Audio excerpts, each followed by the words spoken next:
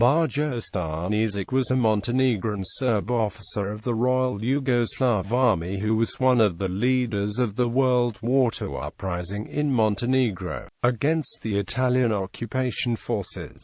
After the suppression of the uprising, he became one of the commanders of the Chetnik units in Montenegro. Uprising in Montenegro. Stanišić was a member of the Supreme Command of the insurgent forces during the uprising in Montenegro, anti-communist struggle and collaboration with the Italians. On the 11th of February 1942, after the uprising had been suppressed, Stanišić conducted a coup near Danilovgrad. On that occasion, 2 companies from the Pavla detachment joined him. Later that month, he established the National Army of Montenegro and Herzegovina comprising 6 battalions, most of which were Chetniks, and appointed himself as the commander. On the 17th of February and the 6th of March 1942, Stanišić concluded collaboration agreements with the Italian military governor, Alessandro Pircio Biroli. Stanišić commanded the Zeta Chetnik detachment, and according to his agreement with the Italians, his detachment was responsible for the territories of Nikšić, Danilovgrad and Podgorica. Stanišić wanted to negotiate with partisans, but Ivan Milutinović, a commander of the partisan forces in Montenegro, did not reply to Stanišić's offer. Shortly before his death, Stanišić proposed that Draza Mihailović soften his position toward the separatist Greens in Montenegro. Death. In mid-October 1943, General Đukanović and Stanišić with 25 of the soldiers were located at the headquarters in the Ostrog monastery. They were besieged by stronger partisan units who demanded that they surrender. Otherwise the partisans threatened to destroy the monastery and kill them all. To protect the monastery and the lives, General Đukanović and 22 soldiers surrendered, but Stanišić and 3 of his relatives decided not to surrender. Stanišić was shot dead by the partisans, while Stanišić's relatives committed suicide. General Đukanović and his soldiers who surrendered to the partisans were executed on the same day.